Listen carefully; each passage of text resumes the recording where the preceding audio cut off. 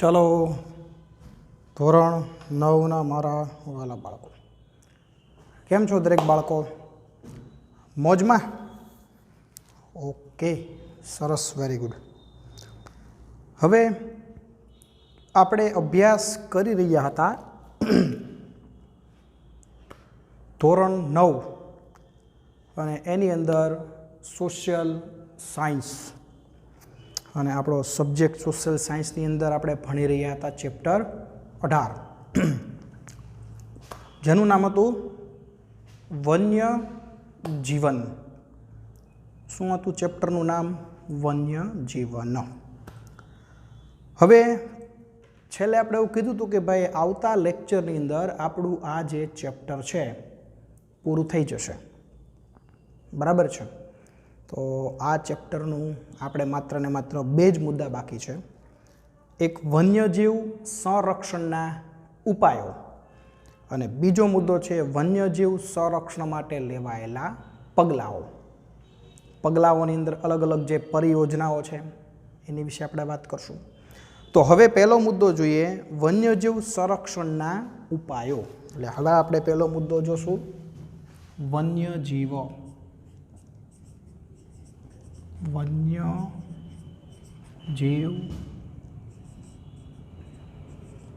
સંરક્ષણના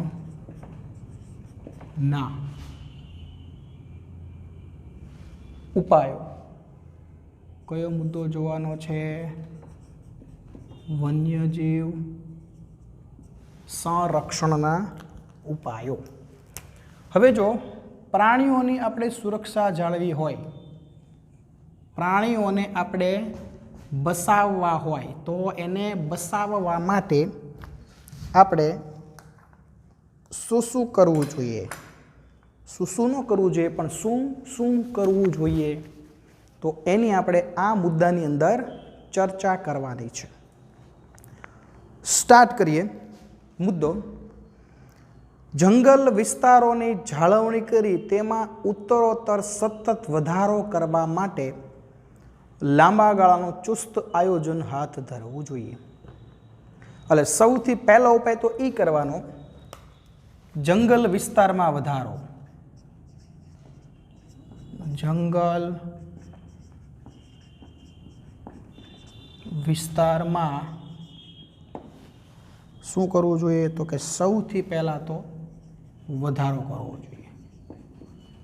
હવે જો આની પહેલાં આપણે ચેપ્ટર ભણી ગયા, 17મું ચેપ્ટર કુદરતી વનસ્પતિ, એમાં એ જ ભણી ગયા કે ભાઈ ધીમે ધીમે જંગલ વિસ્તારમાં ઘટાડો થઈ રહ્યો છે, એના કારણે તૃણાહારી પ્રાણી ઘટી રહ્યા છે, અને તૃણાહારી પ્રાણી ઘટી રહ્યા છે એટલે માંસાહારી પ્રાણીને સ્વાભાવિક છે કે ખોરાક ન મળે, એટલે માંસાહારી પ્રાણીઓ પણ ઘટી રહ્યા છે. તો સૌથી પહેલાં તો જો પ્રાણીઓને બચાવવા હોય, ઘણા બધા પ્રાણીઓ લુપ્ત થવાની અણી પર છે, જો એને આપણે એની સંખ્યા જાળવી રાખવી હોય તો સૌથી પહેલો ઉપાય જંગલ વિસ્તારની જાળવણી કરવીને, જે જંગલ વિસ્તાર છે એમાં આપણે શું કરવું જોઈએ? વધારો કરવો જોઈએ. ઓકે. ત્યાર પછી વન્યજીવોના સંરક્ષણાર્થે વધારે સખત કાયદાકીય જોગવાઈઓ ચુસ્ત અમલીકરણ માટે આપણે સૌએ પ્રતિબદ્ધ બનવું. મતલબ કે કાયદાઓને કેવા બનાવવાના? ચુસ્ત પાલન કરવાનું. દરેક પ્રકારના કાયદાઓ છે એનું ચુસ્તપણે શું કરવાનું? તો કે એનું પાલન. હવે જો પ્રાણીઓ માટે, આપણી જંગલ સંપત્તિ માટે ઘણા બધા કાયદાઓ છે, પણ જો એનું ચુસ્ત રીતે અમલ ન થાય તો કાયદાઓ કાંઈ કામના નહીં. એટલે એક તો કાયદાઓ બનાવવાના, આમ તો ઓલરેડી બધા માટે કાયદાઓ છે, તે પ્રાણીઓના સંરક્ષણ માટે છે, જંગલના સંરક્ષણ માટે છે, પણ જો એનો ચુસ્તપણે અમલ ન થાય તો એ કાયદાઓ કાંઈ કામના નહીં. એટલે પ્રાણીઓ માટે, જંગલ સંપત્તિ માટે અને બચાવવા માટે જે કાયદાઓ છે એનો ચુસ્તપણે અમલ પણ થવો જોઈએ. વિવિધ સામાજિક સ્વૈચ્છિક સંગઠનોએ આ બાબતને ટોચની અગ્રતાએ ગણી. જનજાગૃતિના કાર્યક્રમોએ જો, મતલબ કે ઘણી બધી એવી સ્પેશિયલ સંસ્થાઓ હોય છે જે પર્યાવરણના જતન માટે કામ કરતી હોય, તો અહીંયા આપણને એવું કીધું છે કે એવી જે ટોચની સંસ્થાઓ છે કે જે પર્યાવરણના જતન માટે કામ કરે છે, તો એણે આ બાબતને અગ્રતા આપવી. કઈ બાબતને? પ્રાણીઓ જાળવવા, વનસ્પતિ જાળવવી અને એના માટેને પ્રયત્ન કરવા જોઈએ. શાળાઓમાં શીખવાતા પાઠ્યક્રમોમાં આ સમસ્યાની વિગતો સમાવીને ભાવિ નાગરિકોને જાગૃત કરવા. મતલબ કે શાળાઓના અભ્યાસક્રમ દ્વારા. પછી કોના દ્વારા? તો કે શાળાઓના અભ્યાસક્રમ દ્વારા. બરાબર. આપણે જો તમે 9મા ધોરણમાં છો અત્યારે, તમારે 17મું ચેપ્ટર વનસ્પતિના જતન માટેનું તમે ભણી ગયા. 18મું ચેપ્ટર આપણે ભણીએ છીએ પ્રાણીઓ માટેનું ભણીએ છીએ. એવી જ રીતે તમે ધોરણ 10ની અંદર આવશો એટલે તમારે ચેપ્ટર 9મું આવશે, એમાં પણ વનસ્પતિને પ્રાણીઓની વાત આવશે. એટલે અભ્યાસક્રમમાં આવા મુદ્દાઓ દાખલ કરવા જોઈએ કે જેથી કરીને તમે ભવિષ્યના નાગરિક છો તો તમારામાં પહેલેથી જ તે જાગૃતિ આવે પ્રાણીઓને બચાવવા માટે, વનસ્પતિને બચાવવા માટે. કોઈ વિકાસ યોજનાના અમલીકરણ પૂર્વે તેની પર્યાવરણીય અને જીવસૃષ્ટિ પર પડનારી વિવિધ અસરો તપાસવી. મતલબ કે યોજનાની અસરો તપાસવી. વિકાસ માટેની કોઈ યોજના હોય તો એની અસરો શું કરવી જોઈએ? તપાસવી જોઈએ. માનો કે કોઈ નદીના કિનારે એક સરસ મજાનો આપણે બંધ બનાવવાની ઈચ્છા ધરાવીએ છીએ. આપણે ગવર્મેન્ટ એવું વિચારે કે ભાઈ નદીમાંથી બંધ બનાવીએ, એમાંથી નહેર કાઢીને આજુબાજુના ગામડામાં આપણે પાણી આપવું છે જેથી પાણીનો પ્રશ્ન હલ થાય. તો એક વિકાસ માટેની યોજના કહેવાય. પણ એની પહેલાં એની અસર કઈ કઈ થશે એનો પહેલાં અભ્યાસ કરવાનો કે ભાઈ બંધ બનશે એટલે આજુબાજુમાંથી જંગલ સંપત્તિનો નાશ થશે, વૃક્ષો કપાઈ જશે, આજુબાજુના પ્રાણીઓ છે એ દૂર ખસી જશે, પ્રાણીઓ લુપ્ત થશે. તો કોઈ પણ વિકાસ માટેની યોજના આપણે બનાવીએ તો ત્યાર પછી એની અસર કેવી થવાની છે, સારી અસર થવાની છે કે ખરાબ, એનો પહેલેથી અભ્યાસ કરવો જોઈએ. ત્યારબાદ એ યોજનાનો શું કરવો જોઈએ? અમલ કરવો જોઈએ. હવે આગળ, જંગલ વિસ્તારની બહાર આવેલા મોટા વૃક્ષો કપાતા અટકાવવા જોઈએ. તેના પોલાણ ડાળીઓમાં અનેક પક્ષીઓ માળા બનાવે છે. બરાબર. એટલે જંગલની બહાર વૃક્ષ છેદન અટકાવવું. જંગલની બહાર વૃક્ષ છેદન અટકાવવું. બરાબર. જંગલમાં તો વૃક્ષો કાપવાની મનાઈ છે, પણ જંગલની બહાર હોય, આપણા ઘરની બહાર હોય, રસ્તામાં હોય, કોઈ રસ્તાની બંને બાજુ હોય, કોઈ મેદાનમાં હોય, કોઈ પડતર જમીનમાં હોય, મૂળ વૃક્ષો કાપવા જોઈએ નહીં, અથવા તો નાની વનસ્પતિ પણ કાપવી જોઈએ નહીં. કારણ કે ઘણીવાર આવા વૃક્ષોના પોલાણની અંદર એનું થડનું પોલાણ એમાં પક્ષીઓએ માળા બનાવેલા હોય, એ વૃક્ષોની ડાળીઓ પર પક્ષીઓએ માળા બનાવેલા હોય, તો તમે વૃક્ષો કાપો એટલે પક્ષીઓ કેવા થઈ જાય? નિરાધાર થઈ જાય. તો પક્ષીની સંખ્યા પર પણ અસર પડે. આગળ, યાયાવર અને જળાશ્રય. જળાશ્રયનો મતલબ શું થાય? જળ કાંઠે રહેતા પક્ષીઓ. એના જરૂરી પરિવેશ, તળાવો, ખેતર, સેઢાની તલાવડી કે જળપ્લાયત વિસ્તારની જાળવણી કરવી જોઈએ. મતલબ કે જળાશ્રયો હોય, જળાશ્રયો, તો એના માટે એની જાળવણી કરવી. બરાબર. હવે જળ કિનારે રહેતા પક્ષીઓ છે એની જાળવણી માટે શું કરવું જોઈએ? તો કે ભાઈ જળાશયોની જાળવણી કરવી જોઈએ. ગામમાં કોઈ મોટું તળાવ હોય, કોઈ નદીનો કિનારો હોય તો ત્યાં ગંદકી ન કરવી જોઈએ. બરાબર. કારણ કે મોટાભાગના જળાશયમાં તમે જોજો વિદેશી પક્ષીઓ આવતા હોય છે. વિદેશી પક્ષીઓને આપણે શું કહીએ છીએ? યાયાવર કહીએ છીએ. અહીંયા યાયાવર નામનો શબ્દ લખ્યો છે એટલે એને શું કહેવાય? વિદેશી પક્ષીઓ કહેવાય. તો એના માટે જળાશયો જે છે એની જાળવણી કરવી. ખેતી ક્ષેત્રે વપરાતા જંતુનાશકોના બદલે જૈવિક કીટકનાશકોનો પ્રચાર અને વપરાશ વધારવો. મતલબ કે જંતુનાશકનો વપરાશ ઘટાડવો. જંતુનાશકોનો વપરાશ કેવો કરવો જોઈએ? તો કે ભાઈ ઘટાડવો જોઈએ. બરાબર. કારણ કે આપણે આનો તો આગળ અભ્યાસ કરી ગયા કે ભાઈ ઘણા બધા જંતુઓ, સૂક્ષ્મજીવો એવા હોય છે કે જે ખેતીમાં આપણને ઉપયોગી બને છે, જે આપણી ખેતી લાયક જમીનને પોચી બનાવે છે. એટલે એવા જે અમુક આપણા માટે ઉપયોગી જે સૂક્ષ્મજીવો હોય એ આ જંતુનાશક દવાથી શું પામતા હોય છે? નાશ પામતા હોય છે. તો આ રાસાયણિક જંતુનાશક દવા છે એનો ઉપયોગ ઘટાડવો જોઈએ. અને આગળ આપણે કીધું હતું કે ભાઈ કુદરતી જંતુનાશક દવાનો ઉપયોગ કરવો, બરાબર. ખેતરમાં ગૌમૂત્રનો છંટકાવ કરો, લીમડાના પાણીનું દ્રાવણ છે તો એનો છંટકાવ કરો, બરાબર. તો આ બધી વસ્તુથી તમે જોજો કે ભાઈ એવા સૂક્ષ્મજીવો નાશ પામશે કે જે ખરેખર ખેતીને નુકસાન કરે છે, બરાબર. પાક સારો પાકશે અને જે આપણને ઉપયોગી છે એવા સૂક્ષ્મજીવો નાશ પામશે નહીં. હવે આગળ પ્રદૂષણ ઘટાડવું જોઈએ, એની ખૂબ જ જરૂરિયાત છે. જંગલમાં દાવાનળને પહોંચી વળવા પેટ્રોલિંગ અને સાવચેતીનું આગોતરું આયોજન કરવું જોઈએ. જો બે મુદ્દાના વાત કરી છે આપણે, બે મુદ્દા, પ્રદૂષણ અને દાવાનળ. આ બંને પર શું કરવાનું? કંટ્રોલ. એક તો પ્રદૂષણ અને બીજું કીધું છે દાવાનળ. આ બંને પર શું કરવાનું? કંટ્રોલ. પ્રદૂષણથી પણ ઘણા બધા પ્રાણીઓ લુપ્ત થતા હોય છે, એની પણ આગળ આપણે વાત કરી હતી. જંગલમાં દાવાનળ, કુદરતી રીતે લાગતી આગ. તો દાવાનળ ન લાગે એના માટે એને ઓલવવું તો અઘરું છે, લાગ્યા પછી નો ડાઉટ ઓલવાય છે, પણ એ કામ અઘરું છે. તો પહેલાં જ આપણે સાવચેતી રાખીએ. વારંવાર જંગલ ખાતાના જે ફોરેસ્ટ અધિકારીઓ છે એ ફોરેસ્ટ ગાર્ડ દ્વારા પેટ્રોલિંગ કરાવે, જેથી કરીને કદાચ જો દાવાનળ સેજ મસ્તુ પ્રગટો હોય તો તાત્કાલિક એને ઓલવી દેવામાં આવે, જેથી કરીને એ વિકરાળ સ્વરૂપ ધારણ કરે નહીં. તો અહીંયા આગળ આ વન્યજીવ સંરક્ષણના ઉપાયો થઈ જાય છે પૂરા. હવે જો આખો પેરેગ્રાફ તમારે પાકો નહીં કરવાનો, સમજાય છે? માત્ર આ મુદ્દાને ધ્યાનમાં રાખીને આટલા મુદ્દા પાકા કરો અને આખા વાક્યમાં પૂરા કરી નાખો એટલે તમારો 4 માર્ક અથવા 3 માર્કનો પ્રશ્ન બની ગયો. ક્લિયર?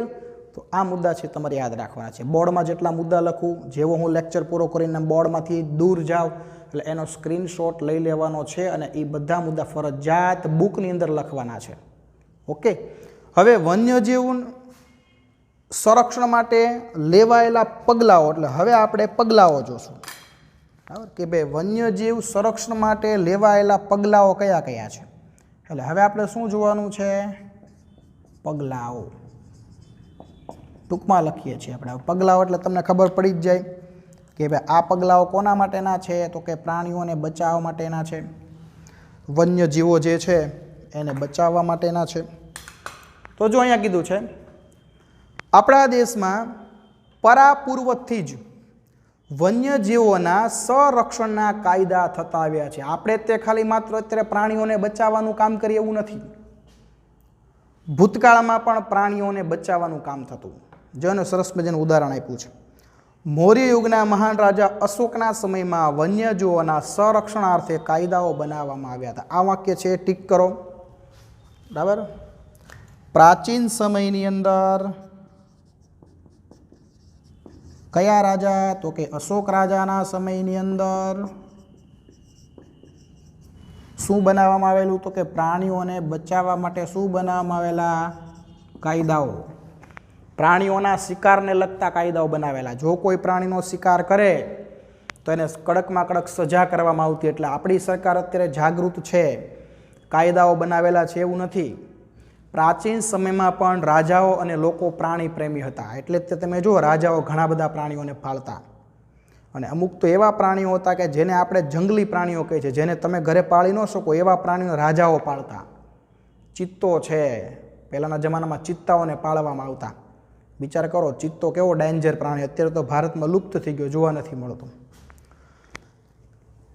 આપણે ત્યાં નાગરિકોની મૂળભૂત ફરજો અને રાજનીતિના માર્ગદર્શક સિદ્ધાંતોમાં પણ આ વિગત અંગેની વિગતો સામેલ છે. જો પ્રાચીન સમયમાં શું કર્યું તો કે ઘણા બધા રાજાઓ કાયદા બનાવ્યા. અત્યારે સરકારે શું કર્યું તો કે ભાઈ નાગરિકો માટે બંધારણમાં મૂળભૂત ફરજો દાખલ કરી, બરાબર. એમાં એક ફરજ એવી પણ દાખલ કરી દીધી કે ભાઈ બધા પ્રાણીઓ છે એના પ્રત્યે આપણે દયાભાવ રાખવો. એના માટે ઘણા બધા કાયદા પણ બનાવ્યા કે ભાઈ તમે જો આટલા પ્રાણીઓ શિકાર કરો તો આવી એવી સજા થાય ને, આમ થાય ને, તેમ થાય ને. આવું બધું આપણે કર્યું. ભારતીય વન્યજીવ બોર્ડની ભલામણ અનુસાર સંસદે વન્યજીવ સુરક્ષા અધિનિયમ બનાવ્યો. એટલે હવે તમારે હાલમાં શું કર્યું તો કે હાલમાં સંસદની ભલામણથી એક બોર્ડ બનાવવામાં આવ્યું. કયું બોર્ડ બનાવવામાં આવ્યું? તો જો બોર્ડ લખેલું છે વન્યજીવ સુરક્ષા અધિનિયમ એક કાયદો બનાવવામાં આવ્યો. વન્યજીવ સુરક્ષા અધિનિયમ. બરાબર, આ શું બનાવવામાં આવ્યો? કાયદો. આ વાક્ય ટીક કરો, કારણ કે કાયદાઓ કોણ બનાવે? સંસદ બનાવે. સંસદે ભલામણ કરી, સંસદને આપણું જે વન્યજીવ બોર્ડ જે છે, પ્રાણીઓને બચાવવા માટે સ્પેશિયલ એક કેન્દ્ર લેવલે બોર્ડ બનાવ્યું છે જેનું નામ છે વન્યજીવ સલાહકાર બોર્ડ. એને સંસદને ભલામણ કરી કે ભાઈ પ્રાણીઓને બચાવવા માટે તમે તો કંઈક કરો, કાયદો બનાવો. એટલે સંસદે પછી વન્યજીવ સુરક્ષા અધિનિયમ એક કાયદો બનાવ્યો. હવે જો આપણા દેશમાં એ જે વન્યજીવ સુરક્ષા અધિનિયમ બનાવવામાં આવ્યો એ કાયદા પ્રમાણે પછી પ્રાણીની રક્ષા માટે આપણે ઘણા બધા અભયારણ્યો બનાવ્યા અને ઘણા બધા શું બનાવ્યા? આપણે ઉદ્યાનો બનાવ્યા. બરાબર. હવે અહીંયા જો આંકડા આપેલા છે. 2014ની સ્થિતિએ 503 અભયારણ્યો. બરાબર. હવે જો આ બધા આંકડાઓ છે ને એ 2014ના છે. ક્યારના છે? 2014ના છે. હવે ભારતની અંદર તમે જુઓ, ભારતની દ્રષ્ટિએ તમે જુઓ તો અભયારણ્ય કેટલા છે? તો કે અભયારણ્ય છે 503. બરાબર. ભારતની દ્રષ્ટિએ તમે જુઓ તો અભયારણ્ય કેટલા છે? તો કે 503. એની પછી ઉદ્યાનો કેટલા છે? તો કે 102. ઉદ્યાનો કેટલા છે? તો કે ઉદ્યાનો છે 102. અને જૈવ આરક્ષિત ક્ષેત્રો કેટલા છે? તો કે જૈવ આરક્ષિત ક્ષેત્રો છે 14. કેટલા છે? 14. આ ભારતની સ્થિતિ આંકડાઓ છે. હવે આપણા ગુજરાતની સ્થિતિ પ્રમાણે જોઈએ. આ બે આંકડાઓ છે, ટીક કરો, તમારી ચોપડીની અંદર ટીક કરો. ભારતની ગુજરાતની દ્રષ્ટિએ અભયારણ્યો કેટલા? તો કે 22. ઉદ્યાનો કેટલા? તો કે 4. અને જૈવ આરક્ષિત ક્ષેત્ર કેટલા? તો કે 1. 22, 4 અને 1. એટલે અહીંયા આગળ આવશે 22, અહીંયા આગળ આવશે 4 અને અહીંયા આગળ આવશે 1. બરાબર. હવે આ આંકડાઓ છે ને એ તમારે યાદ રાખવાના છે. આપણે જે વન્યજીવ સુરક્ષા અધિનિયમ બનાવ્યો છે, પ્રાણીઓના રક્ષણ માટે જે કાયદો બનાવ્યો છે, એ કાયદા પ્રમાણે પ્રાણીઓના રક્ષણ માટે આપણા દેશમાં 3 પરિસ્થિતિની રચના થઈ: અભયારણ્ય, ઉદ્યાન અને જૈવ આરક્ષિત ક્ષેત્રો. બરાબર. કેટલાક વિસ્તારને ત્યાં પ્રાણીઓને સુરક્ષિત રાખી શકાય, ત્યાં કોઈ અવર જવર ન કરે, એટલે અમુક વિસ્તારને આપણે અભયારણ્ય તરીકે જાહેર કર્યો, અમુક વિસ્તારને આપણે જૈવ આરક્ષિત ક્ષેત્ર તરીકે જાહેર કર્યો અને અમુક વિસ્તારને આપણે ઉદ્યાન તરીકે જાહેર કર્યો. હવે અભયારણ્ય કોને કહેવાય, ઉદ્યાન કોને કહેવાય, જૈવ આરક્ષિત ક્ષેત્ર કોને કહેવાય, આ બધું ડિટેલમાં 10મા ધોરણની અંદર ચેપ્ટર નંબર 9ની અંદર આવશે. અત્યારે આપણે કાંઈ ઉપયોગી છે એની એટલે ચર્ચા કરતા નથી. હવે જો જેના અસ્તિત્વ માટે જોખમ હોય કે વિનાશના આરે હોય એવા પ્રાણીઓ માટે કેટલીક સરકારી યોજના બનાવી. હજી સરકારને એવું લાગ્યું ભાઈ ઘણા બધા પ્રાણીઓ તો એવા છે કે એની પર 100% જોખમ છે. જો આપણે ધ્યાન નહીં રાખીએ તો ભવિષ્યમાં એની સંખ્યા ઘટતી જશે અને એક સમય એવો આવશે કે ભવિષ્યના બાળકોને માત્ર એના ફોટા બતાવવા પડશે. જેમ ચિત્તા નામનું પ્રાણી આખા ભારતમાંથી લુપ્ત થઈ ગયું છે. કદાચ ક્યાંક પ્રાણી સંગ્રહાલયમાં હોય તો હોય, નકર એમાં હવે લગભગ તો નથી. બરાબર. હવે બાળકોને ચિત્તો બતાવો હોય તો ફોટો બતાવવો પડે, જો બેટા આને ચિત્તા દાદા કહેવાય, કે તમને રૂબરૂ ચિત્તો જોવા મળે નહીં. સરકારે વિચાર્યું કે ઘણા બધા પ્રાણીઓ તો સાવ લુપ્ત થવાની અણીમાં છે, તો એની સંખ્યા ન ઘટે, તો એના માટે આપણે કેટલીક યોજનાઓ બનાવીએ.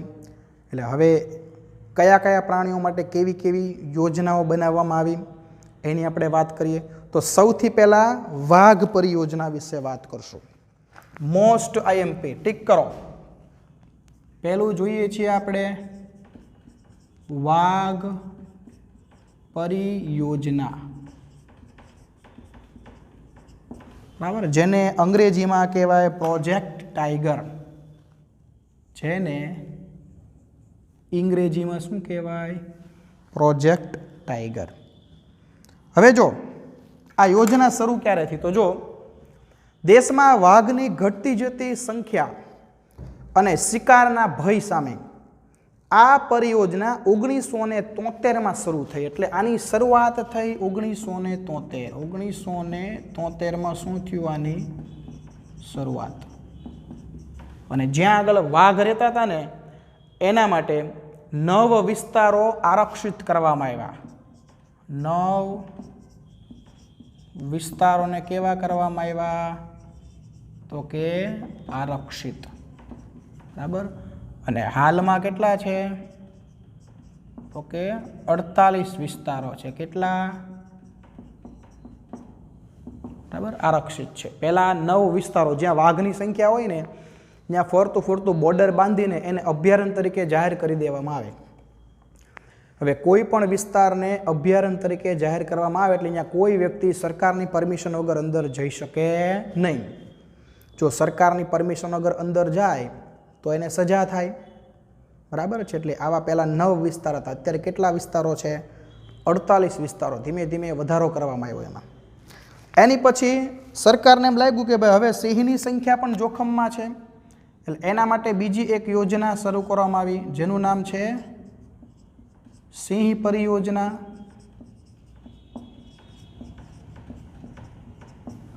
હવે જો સિંહ પરિયોજના વિશે ડિટેલમાં જોઈએ આપણે. સિંહ એટલે આપણા ગુજરાત રાજ્યનું રાજ્ય પ્રાણી.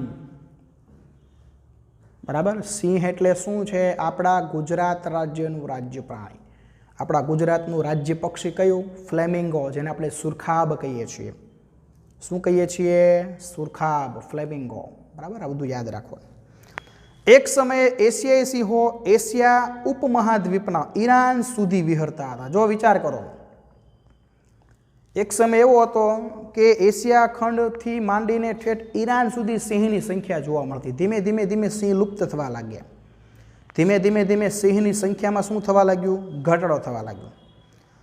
શિકાર અને જંગલના વિનાશથી માત્ર ને માત્ર આજે સિંહ તમને માત્ર ગીરના જંગલમાં જોવા મળે. તમને કોઈ પ્રશ્ન પૂછે ને કે ભાઈ એશિયાઈ સિંહ માત્ર અત્યારે ક્યાં જોવા મળે?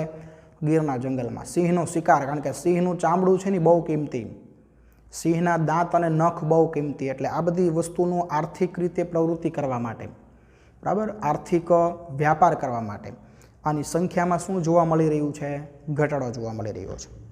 અને એ ઘટાડો જોવા મળ્યો એટલે સરકારને બાબત ધ્યાનમાં આવી. એટલે ઈસવીસન 1972માં આ યોજના શરૂ કરવામાં આવી. એટલે અહીંયા લખવાનું 1972માં યોજનાની શું થઈ? શરૂઆત થઈ. શું કામ? તો કે એક સમયે સિંહની સંખ્યા 100 કરતાં ઓછી થઈ ગઈ. આપણે આગળ ભણી ગયા કે છેલ્લે જ્યારે આપણું વન અને પર્યાવરણ મંત્રાલય છે એને ગણતરી કરી ત્યારે સંખ્યા કેટલી હતી? 523. યાદ કરો, એની પહેલાંના લેક્ચરમાં આપણે એવું લખ્યું હતું બોર્ડ ઉપર. બરાબર. પણ એક સમય એવો હતો કે એની સંખ્યા 100 કરતાં નીચે આવી ગઈ. જોકે અત્યારે તો 523 કરતાં સંખ્યા વધી ગઈ છે. કારણ કે સિંહની બાબતમાં સરકાર છેલ્લા ઘણા સમયથી ઘણી બધી કડક થઈ છે. બરાબર. સિંહના વિસ્તારમાં આવવા જવાની મનાઈ. પછી સિંહ જ્યાં રહેતો અહીંયા કદાચ રસ્તો હોય વચ્ચે તો અહીંયાથી અવર જવર કરતી વખતે શાંતિ રાખવાની, અહીંયા કોઈ ઊભું નહીં રહેવાનું. બરાબર, બહુ ધ્યાન રાખવાનું. જેના કારણે સંખ્યામાં શું થઈ રહ્યું છે? અત્યારે વધારો થઈ રહ્યો છે. હવે જો આ 2 યોજના છે ને એ આપણને ડિટેલમાં આપેલી છે. પણ આની સિવાય પણ કેટલી બધી યોજનાઓ છે. કારણ કે ઘણા બધા પ્રાણીઓ એવા હતા કે જે લુપ્ત થવાની અણીમાં હતા. જો સરકાર ધ્યાન ન રાખે તો એક સમય 100% એની સંખ્યા તમને જોવા મળે નહીં. તો હવે એવી ઘણી બધી યોજનાઓના માત્ર ખાલી નામ આપેલા છે, કોઈ ડિટેલમાં માહિતી આપેલી નથી. જો કાશ્મીરી એક હરણની પ્રજાતિ છે, બરાબર, બારાસિંગા નામનું હરણ. તો એના માટે સરકારે એક યોજના જાહેર કરી હતી એને બચાવવા માટે, જે યોજનાનું નામ છે હંગુલ પરિયોજના. આ વાક્ય ટીક કરો. તમને આમાંથી પ્રશ્ન પૂછે કે ભાઈ કાશ્મીરનું બારાસિંગા નામનું હરણ છે, એની પ્રજાતિને બચાવવા માટે સરકારે નીચેનામાંથી કઈ યોજના લોન્ચ કરી? તો હંગુલ પરિયોજના યાદ હોવું જોઈએ. પછી મગરમચ્છને બચાવવા માટે મગરમચ્છ પરિયોજના. પછી એક સિંગી ગેંડો, એ ભારતનું વિશિષ્ટ પ્રાણી કહેવાય, એને બચાવવા માટે ગેંડા પરિયોજના શરૂ કરવામાં આવી. પછી હિમાલયમાં જે દીપડાઓ વસવાટ કરે છે, બરાબર, એ દીપડાઓને બચાવવા માટે હિમદીપડા પરિયોજના લોન્ચ કરવામાં આવી. તો આવા ઘણા બધા પ્રાણીઓ છે એને બચાવવા માટે અલગ અલગ યોજનાઓ શરૂ કરવામાં આવી. છેલ્લી 2 લાઈન, વન્યજીવ સૃષ્ટિના બચાવ અને સંરક્ષણ માટે સમાજ અને સરકાર દ્વારા દ્રઢ ઈચ્છા દાખવીને સાચી દિશામાં પગલાં ભરાય તો વન્યજીવ સંરક્ષણ શક્ય છે. મતલબ કે જો આપણે પ્રાણીઓને બચાવવા હોય તો આપણે અને સરકારે બંને મહેનત કરવી પડે, અને એ પણ યોગ્ય દિશામાં સાચી મહેનત કરવી પડે તો પ્રાણીઓને આપણે બચાવી શકીએ. વિકાસની સાથે સાથે પર્યાવરણના જતનનો મંત્ર સિદ્ધ કરવા આપણે સૌ પ્રતિજ્ઞાબદ્ધ, બરાબર, થઈ પ્રયાસો કરવા પડશે. મતલબ કે આપણે વિકાસ માટેનું વિચારીએ છીએ, પણ વિકાસથી કઈ કઈ આડઅસરો થાય છે એના વિશે પણ આપણે વિચારવું પડશે.